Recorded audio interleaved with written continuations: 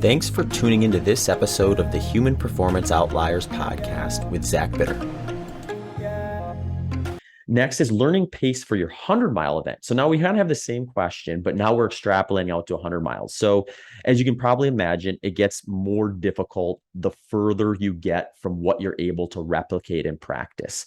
So if we're working on, say, like a 5K plan, you can easily run and exceed that distance in training. You can do great interval workouts where you're basically doing a broken 5K with little bits of rest in there and get really close to being able to predict what your potential likely is based on your fitness.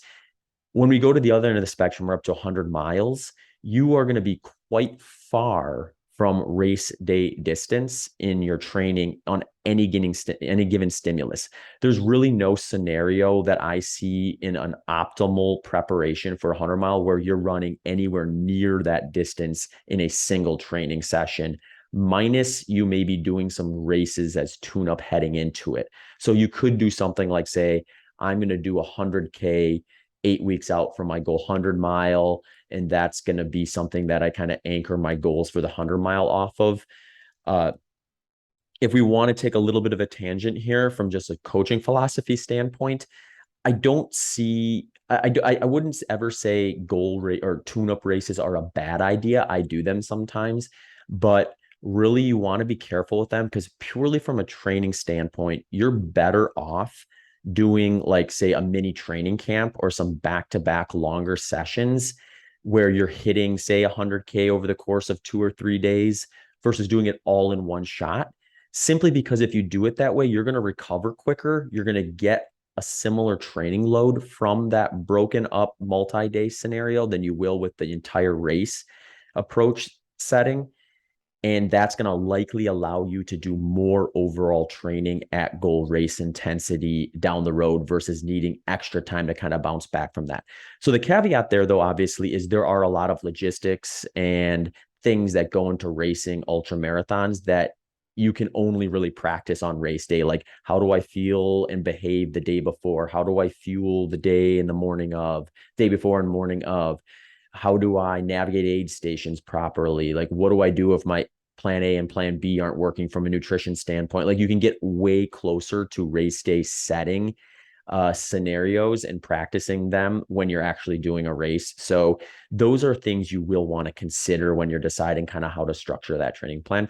But back to the pacing. So for 100 miles, what I like to do with my coaching clients and myself is when we get to the back end of the plan, say 4 to 6 weeks out from tapering, we're going to really start developing the long run and the back-to-back long run. And in some cases, maybe even a 3-day kind of mini training camp where you're going to like skew a ton of your mileage for that week into that congested 2 to 3 day time frame.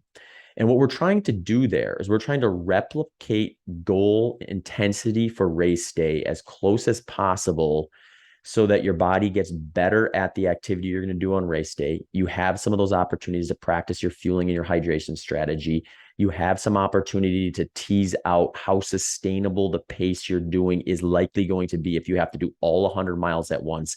All these things are very much worth thinking about and making a priority of documenting in your head while you're performing these back-to-back long runs, and then kind of assessing afterwards whether it's realistic or not to target a specific pace and time. But since we are still extrapolating this out far, a lot of times I like to look at a range of pacing versus a very specific number like you might look at for like a marathon or something shorter where you might be down to the second or two of where you want to try to hit your mile splits.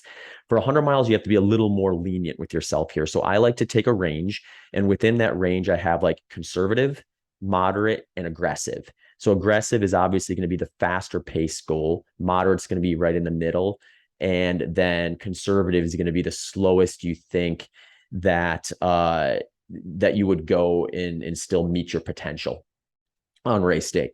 And then individuals are going to dictate maybe how close they get to any of those points within it. Someone who's really nervous about blowing up and wanting to make sure they have a strong finish is likely going to gravitate a little bit closer to that conservative side of that spectrum, whereas someone who's a little bit more like hey, I've got this goal. I know it's aggressive, but I really just got to know, they may gravitate a little bit closer to that aggressive paces, especially in the early stages of the race itself.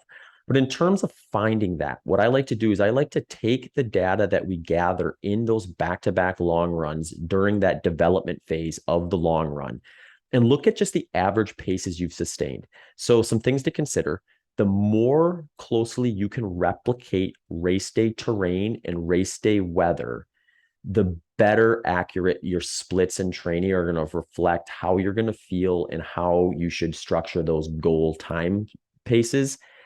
The better, the more accurate it's going to be, more or less, is what I'm saying with that. So like if you are able to do sections of the actual course, if the weather is relatively close to what it'll be on race day, it's just going to be a little more accurate. But you got to work with what you have. So just know that doing this at all is going to get you closer than not. And then if you have that capability of replicating things very closely, then you're sitting in a pretty good spot.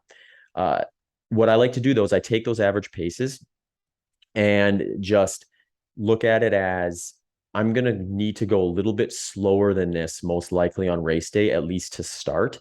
And then if for whatever reason, when I was doing these back-to-back long runs, I was running conservatively enough that on race day, I can hit that intensity or that pace, great. You'll make that up in the back half.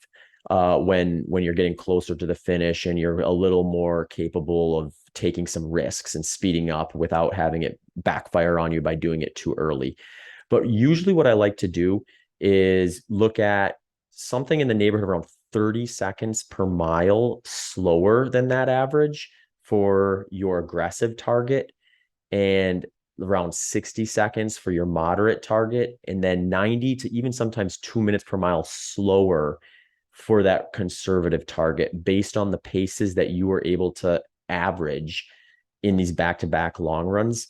I find it to be a little more accurate usually if you hyper focus on that final day of those back-to-back long runs. So let's say, for example, when you're building up, you do 3 weekends where 2 of those weekends you do back-to-back long runs, and that third weekend you actually do 3. You go like Friday, Saturday, Sunday. I would like to take the average of the second on those first 2 weekends, and then the average of the third on that third weekend, get those numbers averaged out, and then use that as your anchor to add that time to figure out your pace. I think those are going to get you within a close enough range to what you can sustain for 100 miles on race day without being so conservative that like you're leaving a bunch of time on the table, so to speak. And it's not so aggressive that you're likely going to blow up entirely and not finish the race either. So you do want to, be honest with yourself about how aggressive you want to be, and then decide where you want to kind of sit in those early stages. But just like anything, when you're getting distances this long, it's totally fine to reassess on race day as things play out. So usually I say stick to the plan for sure through like 30 to 50 miles of the race itself. But if you're feeling great at that point, you can start playing around with maybe considering that you've been a kind of conservative early on, and start kind of inching up closer to that aggressive goal. Once you get, say, 70 to 80 miles in, this tends to be a real hard point for people during 100-mile races because you have a lot of miles in your legs.